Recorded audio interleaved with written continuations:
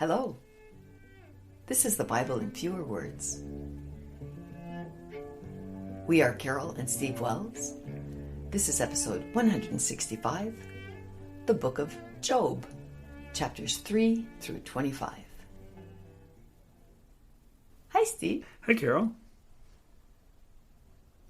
We're going to do a lot of chapters today. Yeah, I guess that's 23 chapters. All right.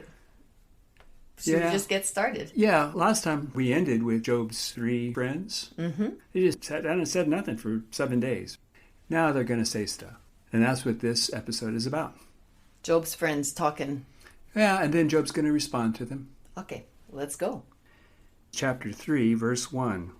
After this, Job said, I curse the day I was born. Wait a minute. This is Job? Yeah. Job, the guy who wouldn't curse God. He wouldn't curse God, but he'll curse the day he was born. Oh. Yeah. No, Job said, I curse the day I was born. I wish I had died in childbirth. To me, there's not much difference in saying, my life is not worthy, I should just be dead. Thank God, the life you gave me, who cares? Well, but there's a big difference to God. Okay. You can curse yourself and your life and all you want. But just don't want to curse God. But don't God. curse God. That's what the whole bet was about, right? Mm-hmm. And he didn't curse God. He cursed the day he was born. So that was what chapter 3 was about. And he makes a big, long speech about that. This is all poetry. Oh, I love poetry. Yeah, I don't, and I'm not a poet. And so it's not going to be as poetic as it is in the Bible. All right. Because I'm just trying to say what they are saying. Mm-hmm. But it'll just be more straightforward than it is in the actual text. If people want poetry, they need to go to the text of the Bible. Yeah. All right. So chapter 4. Eliphaz said to Job, only guilty people die. I don't know what that means. Well, if you die, you're guilty. Oh. So I guess what that's saying, everybody who lives is guilty. And only guilty people die. You're guilty, Job. Get over it. Everybody who lives is guilty? Well, of course. You know, the original sin and all that. Everybody who lives is guilty, right? Oh, and everybody dies, so everybody's guilty. Okay. Yeah. Chapter 5. You should be happy that God is correcting you. Don't despise him for it. God hurts and wounds people, but he heals them later. So this is Eliphaz? Yeah. Well, he is full of wisdom, that guy, isn't he? Yeah, he is. Chapter 6. Job responded by saying, God has shot me through with arrows, poisoned my spirit, and terrorized my soul. Can that which is unsavory be eaten without salt? Is there any taste in the white of an egg? Okay, that is pretty poetic. Yeah, I like that. I couldn't leave that out. Because that's such a profound question. Is there any taste in the white of an egg? I'm not sure. Is there? What do you think? Oh, my goodness. Okay, but I want to kind of go back. Job is starting to be a little bit upset. Well, of course. He has a right to be.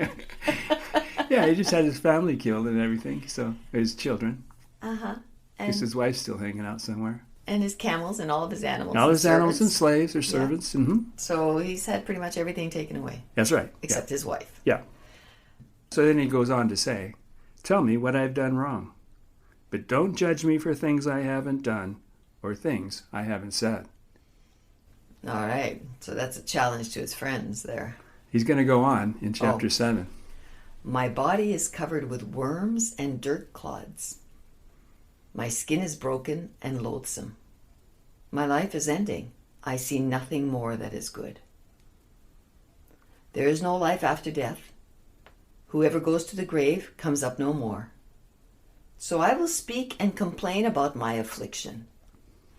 Why do you spend so much time tormenting people? If I've sinned, why does that matter to you? Why not just judge me before I die? And is he talking to God here? Well, I think he's kind of talking to God, but he's also talking to Eliphaz, right? Because Eliphaz is saying, you deserve it. And he's kind of saying, no, I don't. Chapter 8. Bildad said to Job, does God pervert justice? If God killed your children because they misbehaved, they deserved it. Job said to Bildad, God torments me for no reason. He won't even let me breathe. He destroys the good and the bad. He laughs at the trial of the innocent. He gives the earth to evil people and hides the truth from judges. Job is going to be in a lot of trouble for saying these things. He goes on in chapter 10 to say, is it good for God to oppress people, despise his creation, or advise and assist wicked people? Those are good questions. Those are good questions. Okay, so Zophar, friend number 3, Zophar said to Job, you're getting off easy. God should punish you more than this. Job responded by saying, you are wise, but your wisdom will die with you. Just and upright people are laughed to scorn. He goes on in chapter 13, saying, you are lying, useless physicians. You'd be wise to stop talking. Will you lie for God? God may kill me, but I won't back down from him. Wow. I like that. Will you lie for God? Yes. He's got a lot of resolve in him right now. Yeah, there's a lot of wisdom, I think, in what Job is saying to his friends. Men are born from women. Well, okay. There's a lot of wisdom. There's a lot of crazy stuff, too. So in chapter 14, Job says, men are born from women. So, men are unclean. Yeah, that's lovely. But death is forever. There's no afterlife. He's right about that, I think. Chapter 15. Eliphaz said to Job. By the way, him being right about that? Yes. This is in the Bible.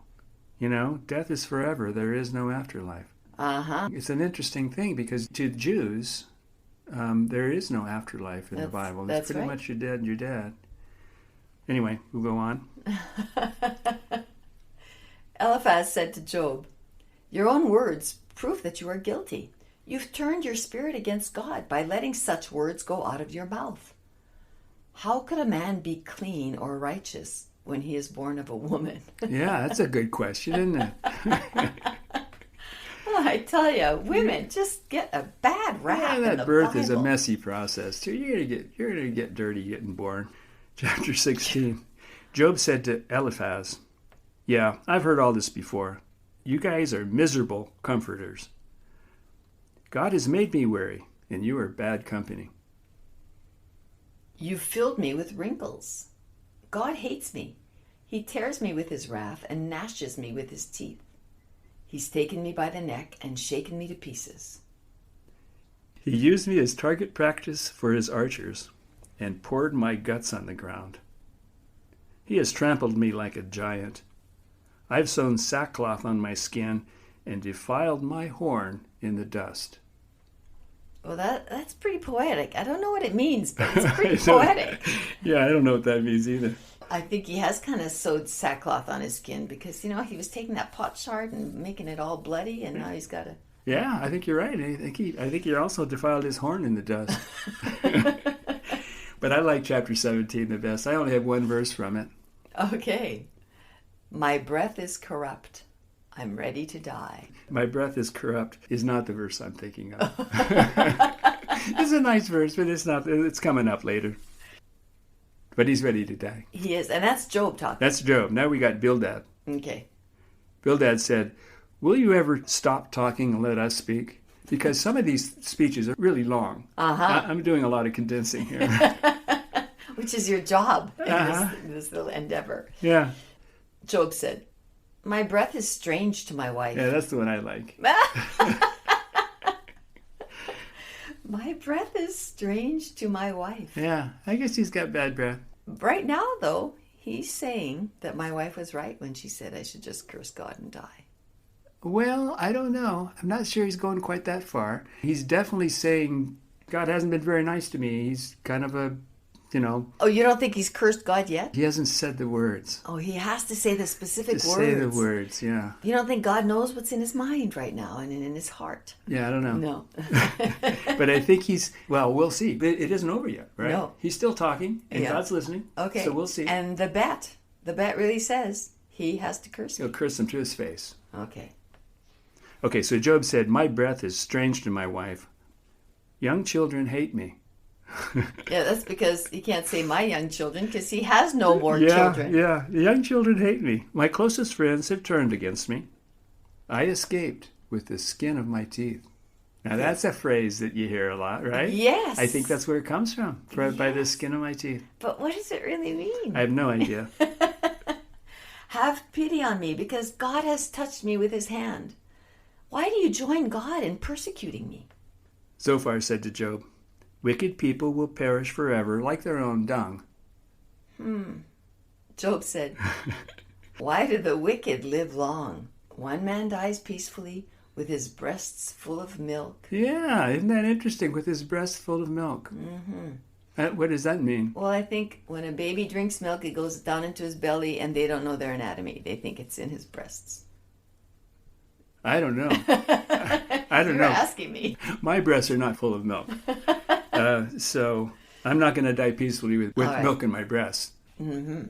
Another dies in bitterness, never having experienced pleasure. Yeah, that's kind of sad.